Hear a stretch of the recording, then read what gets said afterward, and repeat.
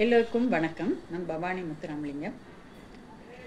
நேற்று நடந்த அந்த அகமதாபாத் ஃப்ளைட்டில் 241 பேர் அதுவும் இப்படி கருகி இறந்து போயிட்டாங்கன்னு நினச்சா மனசு பதைக்குது. இதுக்கு முன்னாடி திருச்சியில் ஒரு ஃப்ளைட்டு வட்டமிட்டுக்கிட்டே இருந்தது. அப்போ உண்மையிலேயே நான் அந்த ஃப்ளைட்டை பார்த்ததுமே அதுக்கு ஒரு ஒயிட் லைட் கொடுத்து ரேக்கி பண்ணேன். கொஞ்ச நேரத்தில் எல்லாருமே இறங்கி நல்ல விதமாக சந்தோஷமாக இறங்கிட்டாங்க அப்படின்னு சொல்லி செய்தி வந்தது. இது நான் மட்டும் செஞ்சதுனால பல பேரோட பிரார்த்தனைகளாக இருக்கலாம். இதே நேரத்தில் நான் உள்ளபடி நினச்சேன், நேற்று அந்த ஃப்ளைட்டில் இருந்திருந்தா நான் இருந்திருந்தேன்னா ரேக்கி பண்ணியிருப்பேனே, அது இந்த ஃப்ளைட் இந்த மாதிரி நடந்திருக்காதே அப்படின்னு நான் நினச்சேன்.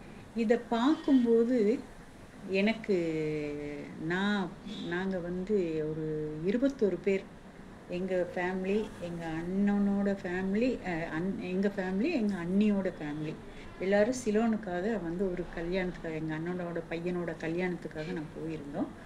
அது எப்போ அப்படின்னா நவம்பர் கடைசியில் 5 நாள் அங்கே தங்கியிருந்தோம். அப்போ போயிட்டு திரும்பி வரும்போது என்னையும் எங்கள் அண்ணியோட அம்மாவையும் உட்கார வச்சுட்டாங்க. மற்றவங்களாம் ஃப்ளைட்டுக்குள்ளே போயிட்டாங்க, 2 பேரையும் உட்கார வச்சுட்டாங்க.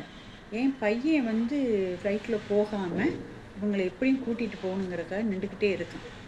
அப்போ எங்கள் அத்தை, எங்கள் அத்தை முறை வேணும், அத்தையும் அத்தை அத்தை ப்ரே பண்ணுங்க அத்தை அப்படின்னு சொல்லி அவங்க உட்காந்து ப்ரே பண்ணிகிட்டே இருந்தாங்க. நானும் ரேக்கி பண்ணிக்கிட்டே இருந்தேன், எப்படியும் நான் அவங்களோட போயிடணும்.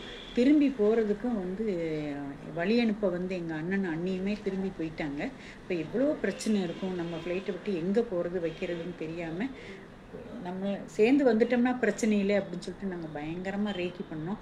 அப்புறம் எங்கள் அத்தை போய், என்னம்மா நாங்கள் 2 லேடிஸ் நாங்கள் என்ன பண்ணுறது, நாங்கள் இங்கேருந்து என்ன பண்ணணும், நீங்கள் ஏதாவது பார்த்து எங்களை அனுப்பி வைங்க அப்படின்னு. இன்னொரு குடும்பம் ஒரு 7-8 பேர் அவங்களையும் நிறுத்தி வச்சுட்டாங்க.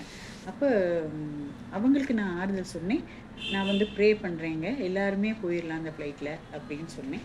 அப்போ சரி இப்படி கொஞ்ச நேரம் கழித்து நீங்கள் போகலாம் அப்படின்ட்டாங்க. ஆனால் எங்களை 2 மணி நேரம் உட்கார வச்சுட்டாங்க, போகலான்ட்டாங்க.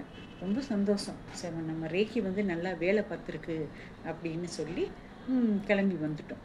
இப்போ இதுதான் ஞாபகம் வந்துச்சு. நாங்கள் இன்னொன்று அந்த குடும்பத்தில் 7 பேரும் ஃப்ளைட்டில் இருந்தாங்க. அப்போ அவ்வளோ பேருக்கும் நான் அவங்களுக்கு ஷேக் ஹேண்ட் பண்ணி ரொம்ப சந்தோஷமாக, உங்களுக்காக நான் ப்ரே பண்ணேன், நீங்களும் வந்துட்டுருங்க, எல்லாம் 2 பேருமே சேர்ந்து நாங்கள் போகிறோம் அப்படின்னு சொல்லிட்டு அவங்களும் சந்தோஷப்பட்டாங்க.